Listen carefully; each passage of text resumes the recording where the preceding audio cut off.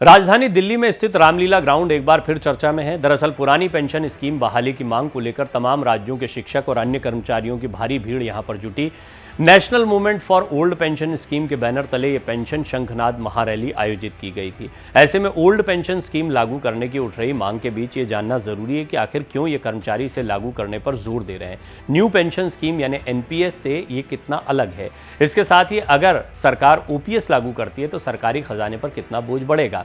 इन सवालों के जवाब जानिए। उससे पहले ये भी जान लीजिए कि हिमाचल प्रदेश में ओल्ड पेंशन का मुद्दा कांग्रेस के बहुत काम आया।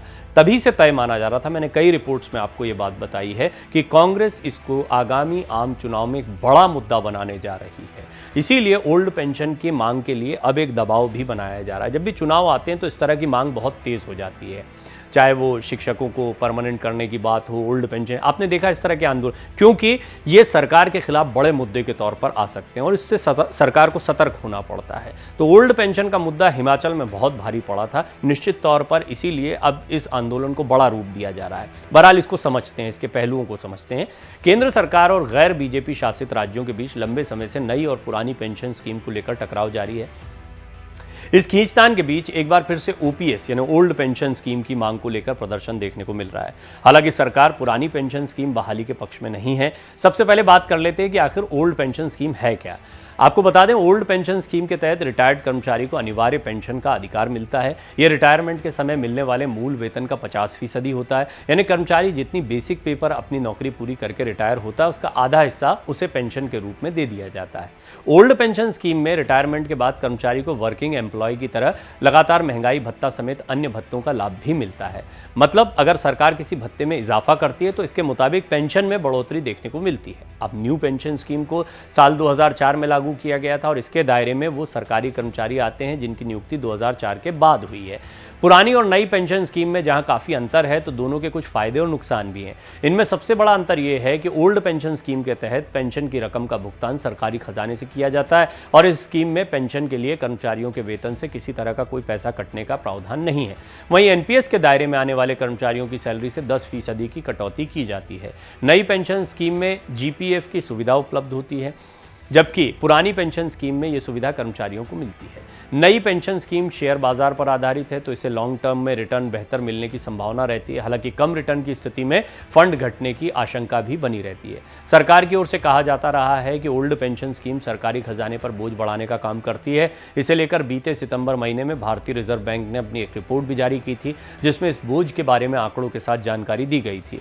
रिपोर्ट के मुताबिक ओल्ड पेंशन स्कीम को लागू करने से राजकोषीय संसाधनों पर ज्यादा दबाव पड़ेगा और राज्यों की सेविंग प्रभावित होगी। आरबीआई की माने तो उसकी स्टडी में सामने आया है कि ओल्ड पेंशन स्कीम फिर से अपनाने पर छोटी अवधि में राज्यों के पेंशन खर्च में कमी जरूर आएगी, लेकिन भविष्य में अनफंडेड पेंशन देनदारियों में बड़ा इजाफा देखने को मिलेगा। ओपीएस के कारण बढ़ने वाला पेंशन बोझ 2030 तक राज्यों के एनपीएस में दिए जाने वाले योगदान से ज्यादा होगा।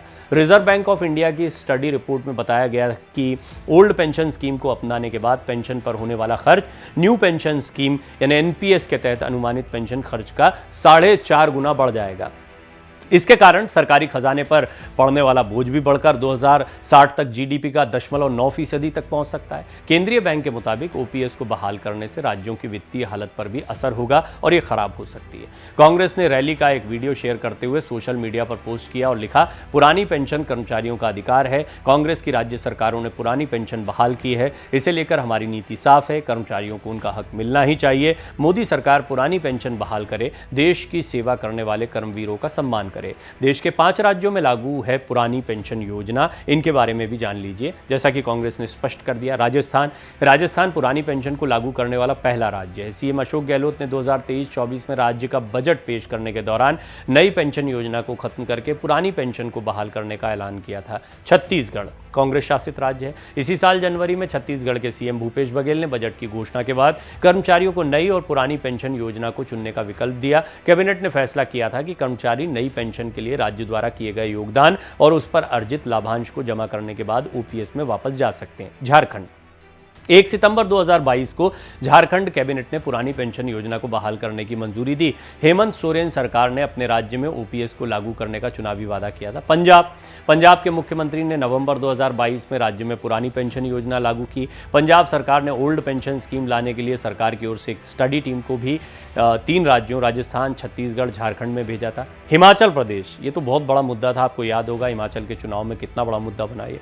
हिमाचल सरकार ने 5 मई को ओल्ड पेंशन लागू करने का नोटिफिकेशन जारी किया था। इसके लिए राज्य सरकार ने central civil service pension rule 1972 में संशोधन किया था। निश्चित तौर पर हिमाचल की जीत में ओल्ड पेंशन के मुद्दे को एक महत्वपूर्ण मुद्दा माना जाता है और कांग्रेस ने जिस तरीके से हाथों हाथ इस मुद्दे को लपका है, निश्चित तौर पर आगामी आम चुनाव के दौरान ये कांग्रेस का बीजेपी के खिलाफ एक बड़ा मुद्दा दिखाई पड़ सकता है।